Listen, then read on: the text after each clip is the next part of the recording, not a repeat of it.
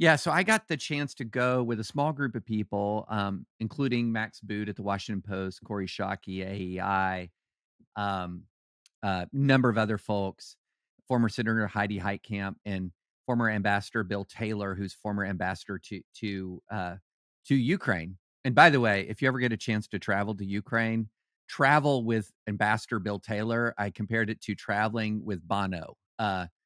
People love him in Kiev, but I got a chance to go and spend, frankly, a lot of time talking to a, a, a lot of folks who are at the highest levels of involvement in the war. So, defense minister, foreign minister, U.S. ambassador, and her team. I mean, I could talk about these conversations, any one of them at length, including talking to Ukrainians who had their own really incredible personal story, who are trying to be involved in everything from bringing entertainment to the troops at the front line to finding all of the hundreds, Sarah, hundreds of Ukrainian orphans that the Russians have kidnapped, for lack of a better word. I mean, I could just go on and on talking about all of the things that I learned. And this was not a trip like there's just this recent article from the New Yorker that we can put in show notes that I would urge everyone to read, which was a guy literally in the trenches for 2 weeks.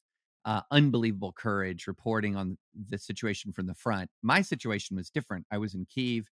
I was talking to sort of the grass tops of the war, not the grassroots of the war, if that makes sense, but also experienced what life is like in Kiev for a week. And it's surreal, Sarah. So you go there, and the first thing that strikes you is that, oh, everything's working and open, and there are families with kids, and they're strolling through the streets. The schools are open, restaurants are open, shops are I mean, it feels like you just came into sort of it's a pretty big city, a very big city, but it looks like you just came into a place that is totally normal, except then you'll go down a block and then there's an apartment building just crushed, or you'll see one of the central high rises with a ton of the windows blasted out. So you see the signs of the war everywhere, but if you didn't see that when you're there, you would think this is totally normal. Like, there is not a war on. And so you're eating at a good restaurant, you're meeting with people in normal circumstances. Everything seems normal. And then it's after midnight. And for a while, Sarah, what the way the Russians were conducting the war, they had largely backed off from attacking Kiev, and they had what they called Missile Mondays. And this was when it was about once a week when the Russians would send drones, missiles, etc. And that was sort of the rhythm. But then it's escalated now to almost every night. And every night that I was there, we had an air raid warning. We had an air alert. And so 1 a.m., 2 a.m., the first night we were there, 3 a.m., the sirens sound all over the city. And you then just start waiting. So you wait to see what's coming and what's happening. And the first night that we were there was by miles the most eventful on that score, because we were there the night, and many listeners might have seen this, when the Russians launched a bunch of Kinzhal hypersonic missiles uh, at Kiev. And we were told before we got there, one of our traveling companions who's been in Kiev or been in Ukraine, often at the front for a long time, said, "Here's how to think of Kiev. It's Warsaw with air raids or air raid alerts.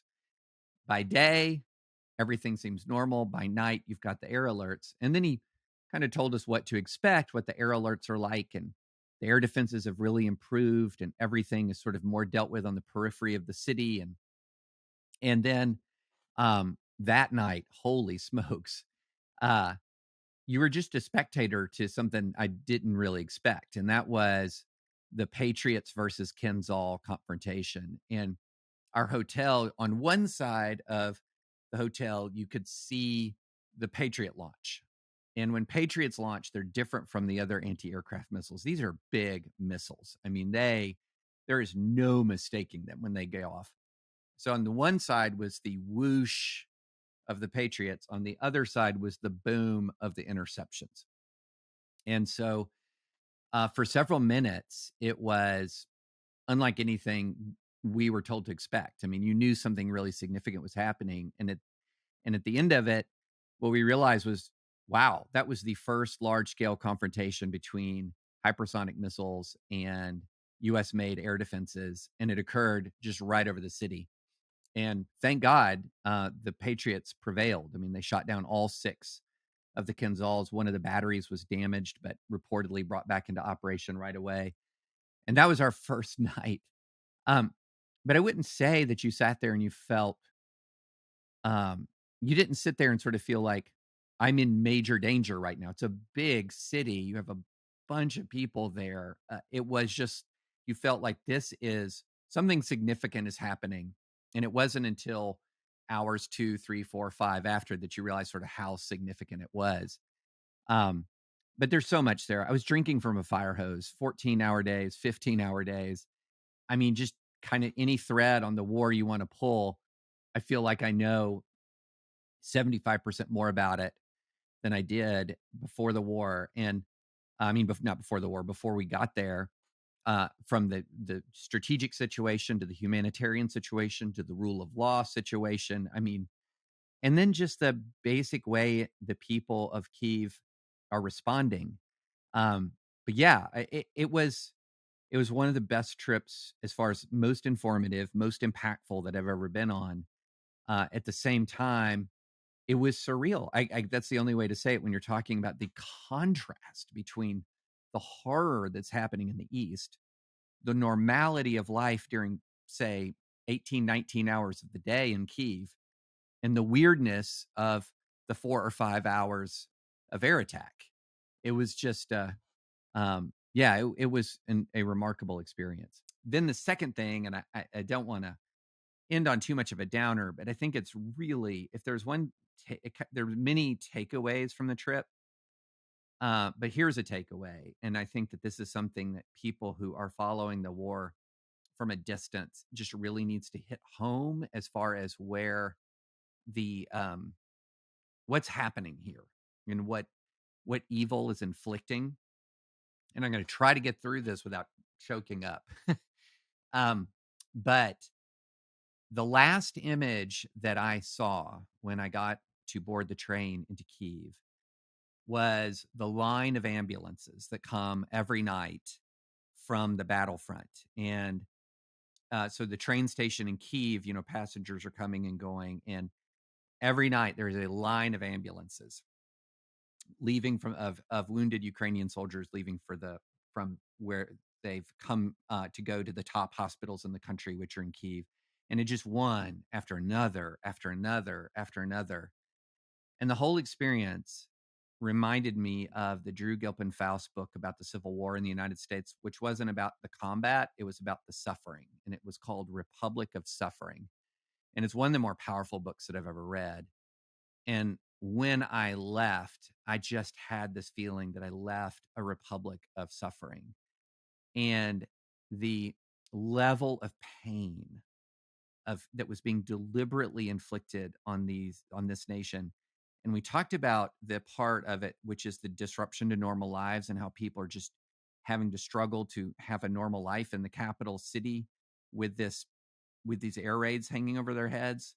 We didn't talk about just the sheer scale of loss. And one thing that I did is I went to some of the northern suburbs of Kiev where the the furthest line of Russian advance, and the Russians got closer to Kiev than you realize, like a lot closer than you realize to the center of the city, and to see the annihilated homes just everywhere. And then there's this one place where they've piled all the civilian cars that the Russians in this one small area that the Russians just riddled with bullet holes into one pile, and the little children's toys that are placed on the um on some of the cars to signify that there were kids in these cars. It just wrecks you. It just absolutely wrecks you. And that is what we go back and forth at each other all the time. An op-ed will make people really angry, and they just can't vent enough rage at each other, at fellow Americans, about having different opinions, right?